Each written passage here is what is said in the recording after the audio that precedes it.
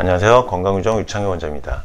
등산에 대해서 이제 질문을 주셨는데요. 무릎이 3개월 전부터 아파서 정형외과를 갔는데 물이 찼다고 소염진 통제 받고 복용하시고 안 나와서 한 달 후에 다른 곳으로 가니까 물이 차진 않았다고 했고 그 사이에 물이 없어졌을 수가 있는데 퇴행성 관절염일 수도 있다. 그래서 이번에 정기검진 때 류마 담당 선생님께 여쭤보니까 그분은 운동을 안 해서 그런 거라고 하셔서 주말마다 정상까지는 아니고 쉬엄쉬엄 등산한 지 2주 되었는데 점점 더 아파옵니다.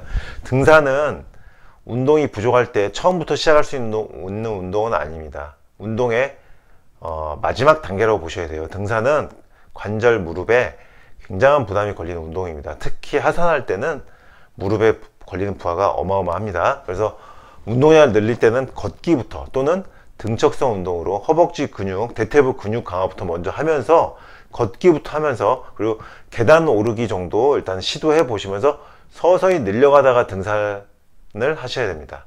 이렇게 등산을 한다는 것은 운동의 끝판왕이라고 보시면 되겠습니다. 류마티스 관절염 있는 분들에게 등산이라는 운동은 거의 마지막 단계 운동이다.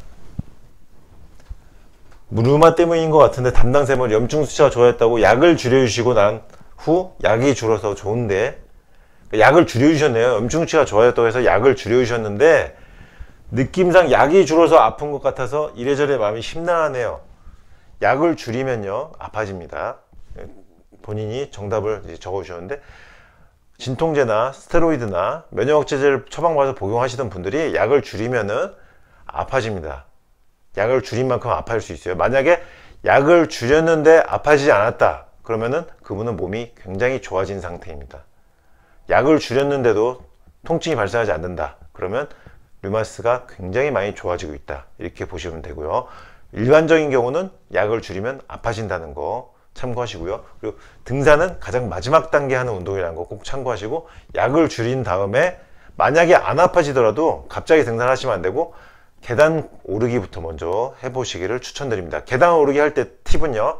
내려가는 계단은 밟지 마시고 엘리베이터로 내려가셔야 된다는 겁니다. 아파트를 이용하신 분들은 계단으로 올라갔다가 내려올 때는 엘리베이터로 내려오시길 추천드립니다. 올라가는 건 걸어가고 내려올 때 엘리베이터 또 걸어 올라갔다가 엘리베이터로 내려오고 이렇게 반복을 해서 계단 운동에서 하체 근육이 어느 정도 훈련이 되면 그때 얕은 산 약간 중턱이나 3분의 1 정도까지 시도해 보시길 바라고요.